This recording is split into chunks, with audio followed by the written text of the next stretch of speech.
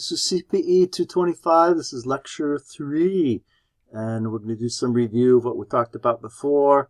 Look at flow charts, and this essentially represents an introduction to program flow instructions, which are instructions that maybe tell you to go somewhere else and do something rather than going on sequentially to the next instruction in the program. So we're going to take a look at a reminder of what structured programming is, and then start looking at loops. Computer, of course, device that executes instructions stored in memory. Computers in general have an instruction set of instructions that we're talking hardware, instructions that they can implement, and it can only implement those instructions. And keep in mind that the instruction set and the supporting hardware completely arbitrary. Could be anything. Instructions have two purposes. Essentially, they either do something or they tell you to go somewhere else and do something. So the instructions that do something are just, I don't know what you call them, just normal instructions, but instructions that may tell you to go somewhere else are program flow instructions. So there's two types of instructions in RISC-V. There's the base instructions, which are real instructions supported by the hardware, and then there are pseudo instructions. The pseudo instructions are interpreted by the assembler and then converted to real instructions. Very useful. We'll see that come up more later. This is an example assembly language program. You don't need to know anything about it, except that it looks beautiful. Everything's aligned. It's a little program that has a description. Pretty much every line in there has a comment on it, which is typical assembly language. And what you see here is the comments, which is everything followed by a pound sign. You have this dot text, which is a assembler directive, and that is used to control the assembler. Then you got the instructions down here, and those are used by the programmer to control the hardware. And then also which I didn't mention last time, we have some labels sitting there. So init and main are labels, and we will talk about that later. Essentially, it's messages to both the human and the assembler. There are various types of instructions in there, but the instructions I listed are instructions that have 0, 1, 2, and 3 operands on them. So first two instructions are actually pseudo instructions. This RET, which is a return, does not have any operands, all the way down to the add, which has 3 operands in it, and we'll talk more about that later.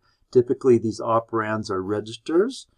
These registers can be X0 through X31, so this is just a generic format. And we've listed these as destination registers, which is RD, and RS, which is a source register. These are the 3 levels of programming. We can write this bottom thing in a higher level language. The compiler is going to convert it to an assembly language instruction, which is this. And what this says is it's going to take the value in x22 and add it to the value in x21, which are both registers, and store that result in register x20. The assembler is going to look at this instruction here in the middle and kick out some 1s and 0s, which is pretty much impossible to read. It's a little bit easier to read as hexadecimal notation, which is delineated by that 0x there. It's not 0 multiplication or anything like that. That is the escape character for hexadecimal. Bunch of different types of instructions out there. They're made up of field codes and opcodes. Opcodes are not variables. They are what the hardware uses to determine what instruction it is. Since these instructions typically can use any register they want, roughly speaking, these things on the bottom here that don't have numbers in them, these 3 fields are essentially they're variables, and it could be anything. And look, there's 32 registers, so each of these fields representing the registers is going to be 5 bits, because 2 to the 5th, as you know, is 32.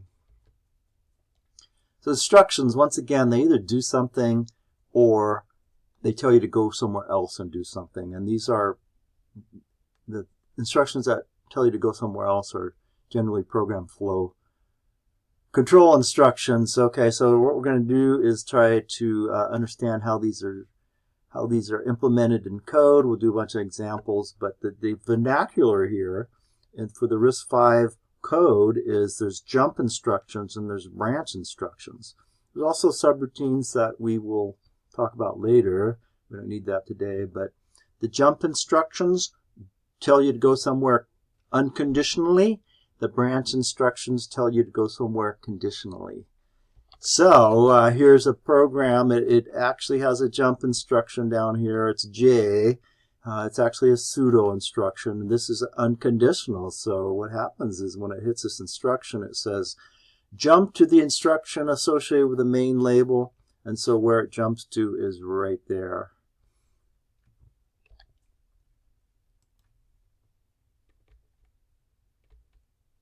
And this is another program here, a little program. It has two unconditional jumps sitting right here.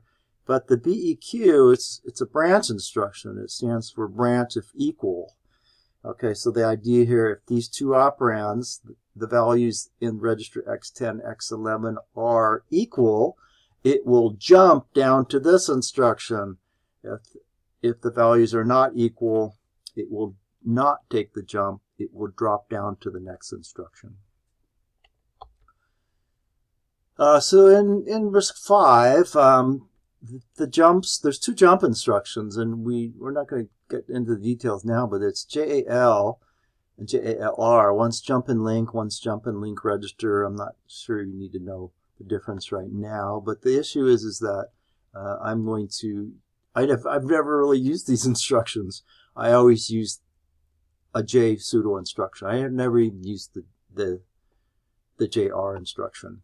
So the branch instructions are conditional as opposed to unconditional jumps. It tells you to go somewhere else if a certain condition is met, not met. So anyway, so there's actually 6 branch instructions in the instruction set, and there's like 10 more pseudo instructions. So what you'll find is 95. I think it's coming up on the next slide. I'm really good at BEQ and BNE, and I use those like 95% of the time.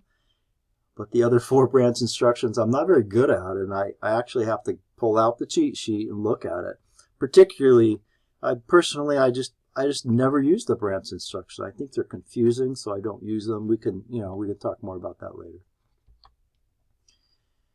So flowcharts is something I hope you did in another programming class. The issue here is it's an excellent idea for program design. We're not going to get the most complicated programs in the world here, but you're going to need to map out your design, and the best way to do it was a flowchart. Pseudocode, I don't think is as useful, but flowcharts, absolutely amazing for program design and documentation. These things can, the flowcharts can be quite complicated, but I just keep it really simple with just a few symbols. And here are the symbols. So this is the flow symbol. This is the process symbol, like add or something like that. I use these symbols here for calling subroutines. Very important here. This is a decision box.